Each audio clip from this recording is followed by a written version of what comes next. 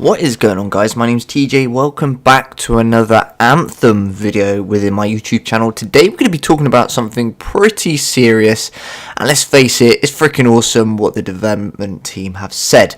Now, basically, EA has decided that microtransactions will not be implemented within Anthem. Now, what I mean by microtransactions is little items you could buy with your actual money. Now, for example, in Star Wars Battlefront 2, when it first came out, microtransactions are on there that you could only play as Darth Vader if you had paid for him. Now, this was with real money, and this is something that went absolutely nuts all over the community. It went crazy. Everybody was furious, because why on earth would you buy a game for, let's say, $49.99, and you put it in your console or your PC or whatever you're using it on, and to be able to have the full experience, you've got to spend more money. Now, this is something that always goes really bad within the community. There are so many titles out there.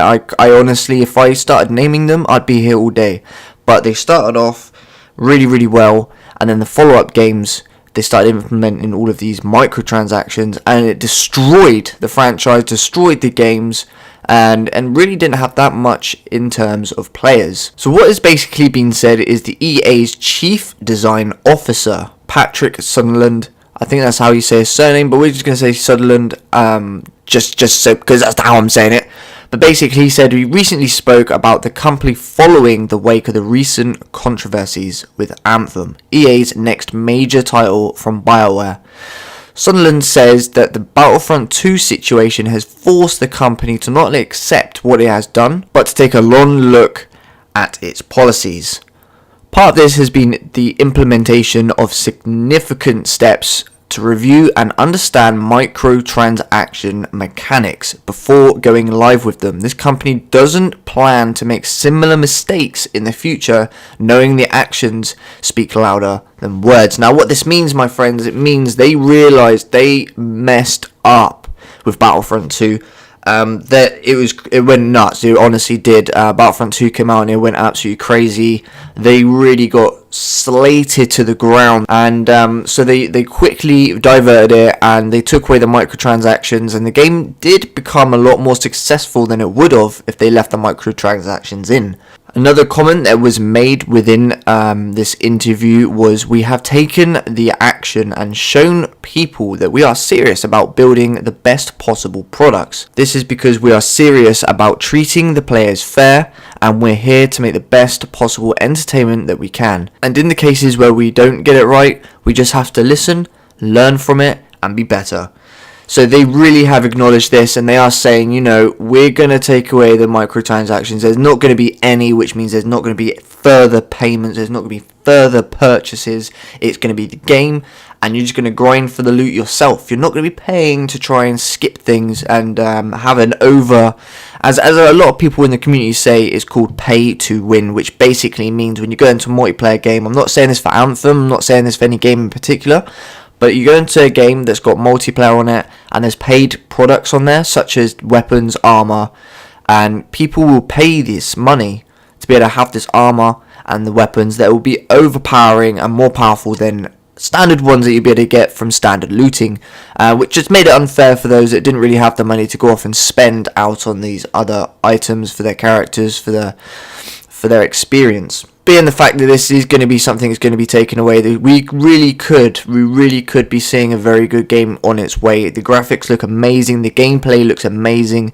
and now there's no microtransactions. That is just the top of the cake. It really is.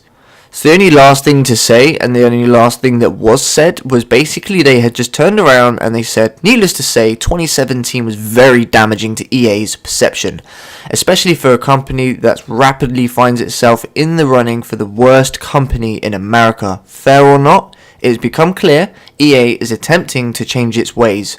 Star Wars Battlefront 2 has received numerous updates over the past few months, even completely overhauling the progression system and unlocking all the heroes.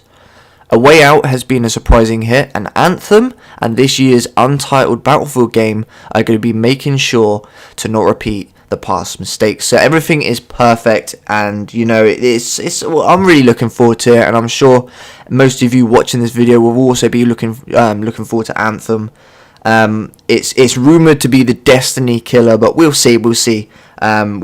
We won't know until the game's released. You know, it may come out, it may absolutely destroy Destiny, and Destiny will go straight downhill, or Anthem won't be as good as Destiny, but it'll still be an okay game. So we'll just see when it comes up for the scheduled release of 2019 for PC, PS4 and Xbox One. So in the comment sections, I want you guys to let me know, what are you looking forward to in terms of Anthem?